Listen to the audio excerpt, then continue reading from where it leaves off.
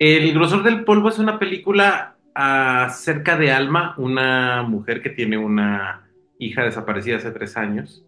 Un día recibe una información que puede proporcionarle como datos importantes para tratar de entender qué es lo que pasó con su hija y quizá la oportunidad de tomar cartas como a nivel de una venganza. Y es la historia de Alma tomando una decisión de qué hacer con esa información.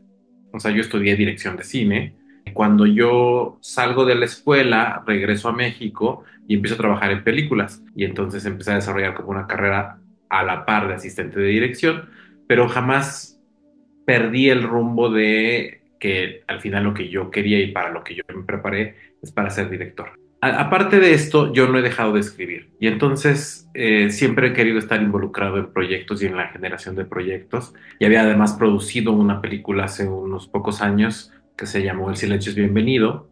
A partir de toda esa experiencia y de muchos otros trabajos, es que decido durante la pandemia trabajar en este proyecto que teníamos como ahí la idea guardada y escribir y producirla, ¿no? El grosor del polvo surge de un suceso que me contó un amigo en su país. Estaba tan rebasado el sistema de justicia penal, miembros de la policía estaban acercándose a los ciudadanos y les estaban dando la información que tenían, un poco ofreciéndoles que tomaran justicia por su propia mano. Eso a mí me impactó de sobremanera. Cuando yo decido traer eso hacia una historia, pienso en temáticas que me interesaban y yo había estado muy de cerca, pues, de literatura respecto a las desapariciones forzadas y feminicidios en México, que aparte me parece uno de los problemas más importantes, si no es que inclusive el más importante de los problemas sociales que tiene este país. Pero a mí me parecía como muy importante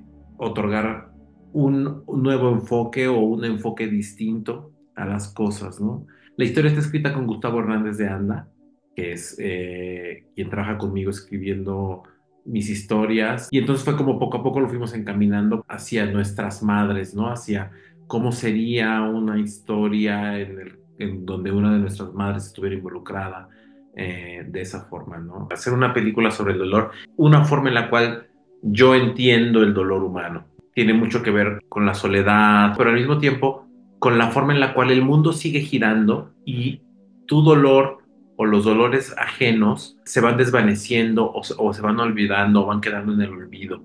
Y eso era una cosa que a mí me llamaba muchísimo la atención y yo quería hacer como una película muy adulta, una película seria, sobria, sobre el dolor y la pérdida.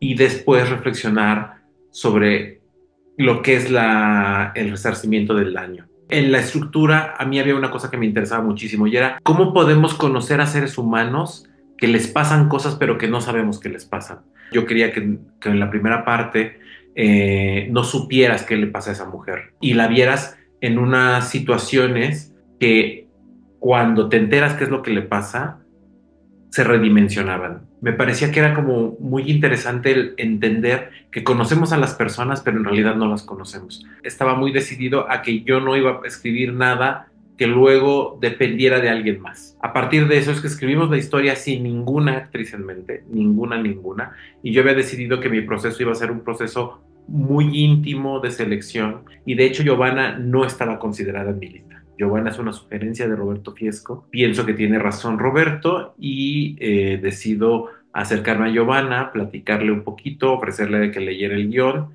y ahí empezó a suceder un poco como la magia. Yo quería también que Alma fuera una especie de animal herido y Giovanna tiene un poquito esa magia interior desde ella, ¿no? Lo cual permitía tener como unas herramientas para trabajar, yo como director y ella en su construcción de Alma, que a mí me llamaron muchísimo la atención. Y entonces así es como surge la posibilidad de trabajar con Giovanna, que a la larga pues es la mejor decisión que se toma en toda la película, ¿no? O sea, el talento y la fuerza y la energía, el amor con la que ella acogió la película, la verdad es que es algo así extraordinario y creo que todo gira alrededor de ella. Yo quería hacer una película no solo íntima en su temática, sino íntima en su proceso. Me había dado cuenta que los procesos que yo más había disfrutado, a pesar de que eran de los más sufridos, eran los procesos más íntimos, más pequeños. Yo me di cuenta que a mí ese era un esquema que me interesaba, no solo como un esquema de producción, sino como un esquema de creación. Cuando tú tratas de tener esas búsquedas, luego es muy difícil que la gente quiera entrar en esos esquemas. Así que lo que yo hice fue gastarme todos mis ahorros, básicamente, en hacer esta película. Bueno, mucho de ayuda de unos amigos y que me apoyaron para hacer la película. La película tiene un presupuesto súper pequeño, súper pequeño. El talento de todas las cabezas creativas y de producción que acogió la película. Éramos 20 personas de crew, la filmamos en 4 semanas durante la pandemia, un momento de coyuntura que nos permitió que mucha gente que no se hubiera podido involucrar en el proyecto en otras condiciones, sí pudiera involucrarse en el proyecto en este momento. Y esa es una cosa que yo quisiera como transmitir y guardar hacia mis siguientes procesos, ¿no? El hacer películas íntimas, pequeñas, donde la prioridad sea la película, la búsqueda del proceso creativo, es tan importante como en la consecución de la parte logística, económica que puedes hacer para tu proyecto. Me parece que la experiencia cinematográfica sigue siendo única a nivel de poder ver y disfrutar narraciones audiovisuales. Tiene además la magnificencia de las pantallas de cine y creo que eso es algo que no debemos ni podemos olvidar, porque las películas y El grosor del polvo no es la excepción, pues están ideadas y pensadas para verse de un modo y ese modo es el cine.